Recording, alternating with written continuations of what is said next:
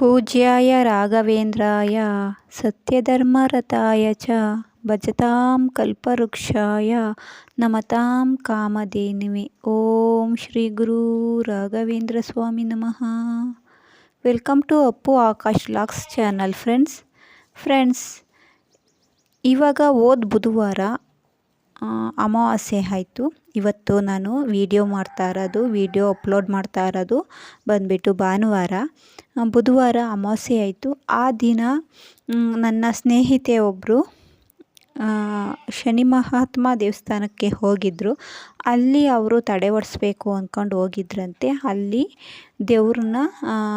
ದೇವ್ರಿಗೆ ಪೂಜೆ ಮಾಡ್ತಾ ಇರಬೇಕಾದ್ರೆ ರಾಘವೇಂದ್ರ ಸ್ವಾಮಿನೇ ನೆನೆಸ್ಕೊಂಡು ಅವರು ನನಗೆ ಶನಿದೇವ್ರಿಗೆ ಮುಡಿಸಿರುವಂತಹ ತುಳಸಿನೇ ನನಗೆ ಹೂ ಪ್ರಸಾದವಾಗಿ ಬೀಳಬೇಕು ಅಂತ ಅವರು ದೇವ್ರಿಗೆ ಪೂಜೆ ಮಾಡ್ತಾ ಇರಬೇಕಾದ್ರೆ, ಅರ್ಚಕರು ದೇವ್ರಿಗೆ ಪೂಜೆ ಮಾಡ್ತಾ ಇರಬೇಕಾದ್ರೆ ಆ ಥರ ಅವ್ರ ಮನಸ್ಸಲ್ಲಿ ಬೇಡ್ಕೊತಾನೇ ಇದ್ರಂತೆ. ನಂಗೆ ತುಳಸಿನೇ ಕೊಡಿಸಿ, ಶನಿದೇವರ ತಲೆ ಮೇಲಿಂದ ನನಗೆ ತುಳಸಿನೇ ಹೂ ಪ್ರಸಾದ ಆಗಿ ನನಗೆ ಸಿಗಬೇಕು ರಾಯರೇ, ಆ ಥರ ಮಾಡಿ ರಾಯರೇ ಅಂತ ಅವರು ಬೇಡ್ಕೊತಾ ಇದ್ರಂತೆ.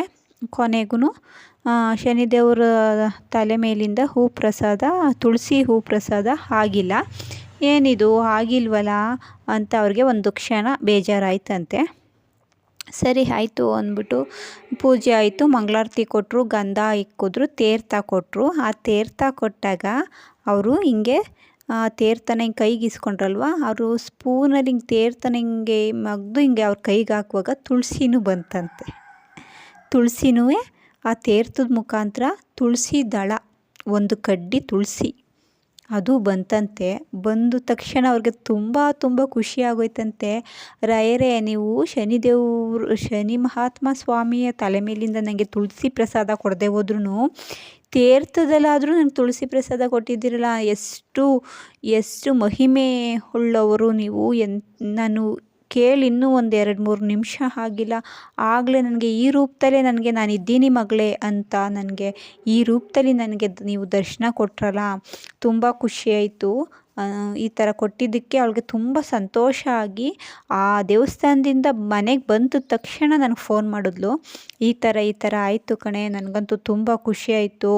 ಫಸ್ಟು ಹೂ ಪ್ರಸಾದ ಆಗದೇ ಇದ್ದಾಗ ಸ್ವಲ್ಪ ಬೇಜಾರಾಯಿತು. ಆಮೇಲೆ ಅದು ತೀರ್ಥದ ಮುಖಾಂತರ ನನಗೆ ಆ ತುಳಸಿ ದಳ ನನ್ನ ಕೈಗೆ ಸೇರಿದಾಗ ಅದು ನಾನು ಎಷ್ಟು ಖುಷಿಪಟ್ಟೆ ಅಂದರೆ ತುಂಬ ಖುಷಿಯಾಯಿತು. ಅದಕ್ಕೆ ದೇವಸ್ಥಾನದಿಂದ ಬಂದ ತಕ್ಷಣ ನಾನು ನಿನಗೆ ಫೋನ್ ಮಾಡ್ತಾಯಿದ್ದೀನಿ ಅಂತ ಹೇಳ್ಬಿಟ್ಟು ನನಗೆ ಕಾಲ್ ಮಾಡಿದ್ಲು.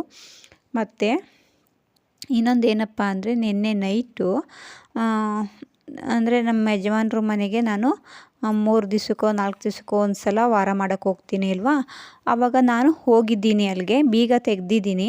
ಹಿಂಗೆ ಬೀಗ ತೆಗೆದ ತಕ್ಷಣ ಮನೆ ಕಿಟಕಿ ಬಾಗಿಲೆಲ್ಲ ತೆಗಿಯೋವರೆಗೂ ಮನೆ ಕತ್ತಲೆ ಅಲ್ವಾ, ಏನಿದು ಕತ್ತಲೆ ಅಂದ್ಬಿಟ್ಟು ಲೈಟ್ ಹಾಕ್ತೀನಿ. ಆವಾಗ ಲೈಟ್ ಹತ್ಕೊಳ್ಳುತ್ತೆ. ಲೈಟ್ ಹತ್ಕೊಂಡ ತಕ್ಷಣ ನಾನು ದೇವ್ರ ಫೋಟೋದ ಕಡೆ ನೋಡ್ತೀನಿ. ಅಲ್ಲಿ ದೇವ್ರ ಫೋಟೋದ ಕೆಳಗಡೆ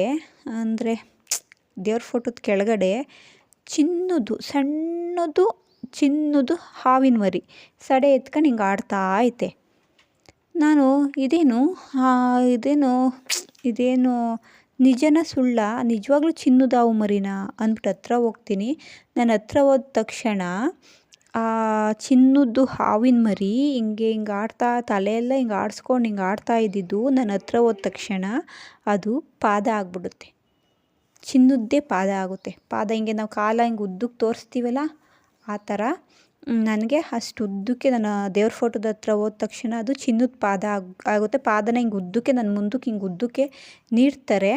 ಆವಾಗ ನಾನು ಅದನ್ನು ಹಿಂಗೆ ದೇವರೇ ನನಗೆ ಒಳ್ಳೇದು ಮಾಡಿ ಅಂತ ಇಷ್ಟೇ ನಾನು ಕೇಳೋದು ಕನಸಲ್ಲಿ. ಇನ್ನೇನು ಕೇಳಲಿಲ್ಲ, ಇನ್ನೇನು ಬೇಡ್ಕೊಂಡು ಇಲ್ಲ, ನನಗೆ ಒಳ್ಳೇದು ಮಾಡಿ ಅಂತ ಅಂದ್ಕೊಂಡು ಆ ಪಾದ ಮುಟ್ಬಿಟ್ಟು ಸಣ್ಣ ಮಾಡಿಕೊಂಡೆ. ಇಷ್ಟು ಕನಸು ಬೀಳ್ತು. ಆಮೇಲೆ ಕನ್ಫ್ಯೂಷನ್ ಇತ್ತು. ಇವತ್ತು ಬೇರೆ ಭಾನುವಾರ, ಏನು ಮಾಡೋದು, ಗುರು ತಡೆಯಪ್ಪ ರಾಯರನ್ನ ಕೇಳೋಣ ಅಂತ ಅಂದ್ಬಿಟ್ಟು ನಾನು ಮನೇಲಿ ರಾಯರಿಗೆ ದೀಪ ಹಚ್ಬಿಟ್ಟು ಕೇಳಿದೆ. ಈ ಥರ ಕನಸು ಬಿದ್ದೈತೆ, ಅದು ಚಿನ್ನನೇ, ಪಾದನೂ ಚಿನ್ನದ್ದೇ ಕಂಡೈತೆ, ಅಂದರೆ ಹಾವು ಸುದ ಚಿನ್ನದ್ದೇ ಕಂಡೈತೆ ಈ ಕನಸು ಒಳ್ಳೆಯದು ಅನ್ನೋದಾದರೆ ನೀವು ಹೂ ಪ್ರಸಾದ ಕೊಡಿ ರಾಯರೇ, ಇಲ್ಲ ಅನ್ನೋದಾದರೆ ನೀವು ಹೂ ಪ್ರಸಾದ ಕೊಡಬೇಡಿ ಅಂತ ನಾನು ಬೇಡಿಕೊಂಡೆ. ನೋಡಿ, ಇದು ಇವಾಗ ಭಾನುವಾರ ದೀಪ ಹಚ್ಚಿ ಇದು ಮಾಡಿರೋದು. ನಾನು ತುಳಸಿನೂ ಹಾಕಿದೆ, ತುಳಸಿ ಮತ್ತು ಇನ್ನೊಂದು ಯೆಲ್ಲೋ ಕಲರ್ ದಾಸವಾಳ ಅದನ್ನು ಹಾಕಿದೆ. ಈಗ ಅವೆರಡನ್ನ ನಾನು ತಲೆಗೆ ಮುಡ್ಕೊಂಬಿಟ್ಟೆ ನೋಡಿ, ಇನ್ನೆರಡು ಹೂ ಮಾತ್ರ ಕೆಳಗಡೆ ಹಾಗೆ ಬಿಟ್ಟಿದ್ದೀನಿ. ತುಳಸಿ ಮತ್ತು ಇನ್ನೊಂದು ಯೆಲ್ಲೋ ಕಲರ್ ದಾಸವಾಳ ಹೂವನ್ನ ನಾನು ಎತ್ಕೊಂಡು ತಲೆಗೆ ಮುಡ್ಕೊಂಡಿದ್ದೀನಿ. ನಾನು ಆ ಥರ ಬೇಡಿಕೊಂಡು ದೀಪ ಹಚ್ಚಿ ಗಂಧಕಡ್ಡಿ ಹಚ್ಚಿದ ತಕ್ಷಣ ನನಗೆ ತುಳಸಿ ಮತ್ತು ದಾಸವಾಳ ಎಲ್ಲ ಹೂ ಪ್ರಸಾದ ಆಯಿತು. ಅಂದರೆ ಅದ್ರ ಉದ್ದೇಶ ಏನಪ್ಪ ಅಂತಂದರೆ, ನಿನಗೆ ಕಂಡಿರೋದು ದೇವರಾವು, ದೇವರ ಆಶೀರ್ವಾದ ನಿನ್ನ ಮೇಲೆ ಐತೆ ಮಗಳೇ, ನೀನು ಭಯ ಪಡಬೇಡ ಅಂತ ರಾಯರು ಹೇಳಿ ನನಗೆ ಹೂ ಪ್ರಸಾದನ ಕೊಟ್ಟಿದ್ದಾರೆ. ಹಾಗೆ ನನಗೆ ತುಂಬ ತುಂಬ ಖುಷಿ ಆಯಿತು. ನಾನು ಇನ್ನೊಂದು ತಪ್ಪು ಮಾಡ್ತೀನಿ. ಏನಪ್ಪ ಅದು ಅಂದರೆ, ಏನೇ ಒಂದು ಪ್ರಾಬ್ಲಮ್ ಬಂದರೂ, ಏನೇ ಒಂದು ಸಮಸ್ಯೆ ಬಂದರೂ ಹೊರಗಡೆ ಜನಗಳ ಹತ್ರ ಹೇಳ್ಕೊಳ್ಳೋದು, ನನ್ನ ಫ್ರೆಂಡ್ಸ್ ಹತ್ರ ಹೇಳ್ಕೊಳ್ಳೋದು, ಈ ಥರ ಮಾಡ್ತೀನಿ. ಆದರೆ ಆ ಥರ ಹೇಳ್ಕೋಬಾರ್ದು. ನಮಗೆ ಅಂತ ರಾಯರಿರುವಾಗ ನಾವ್ಯಾಕೆ ಬೇರೆಯವ್ರಿಗೆಲ್ಲ ಹೇಳ್ಕೋಬೇಕು ಅಲ್ವಾ, ಹಂಗಂತ ಅನ್ನಿಸ್ತೈತೆ. ನಾನು ಅದಕ್ಕೆ ಇದನ್ನು ನಮ್ಮ ಫ್ರೆಂಡ್ ಹತ್ರ ಹೇಳ್ಕೊಳ್ಳೋಣ, ಏನಂತೇಳಿ ಕೇಳೋಣ ಅಂತ ಅಂದ್ಕೊಂಡೆ. ಬೇಡ, ರಾಯರ ಹತ್ರನೇ ಹೂ ಪ್ರಸಾದ ಕೇಳೋಣ ಅಂತ ಅಂತ ಅಂದ್ಕೊಂಡು ಕೇಳಿದೆ. Okay friends, thank you so much. ಯಾರೆಲ್ಲ ಹೊಸ್ದಾಗಿ ನನ್ನ ಚಾನಲ್ ನೋಡ್ತಾ ಇದ್ದೀರೋ ಸಬ್ಸ್ಕ್ರೈಬ್ ಮಾಡ್ಕೊಂಡು ನೋಡಿ. Thank you.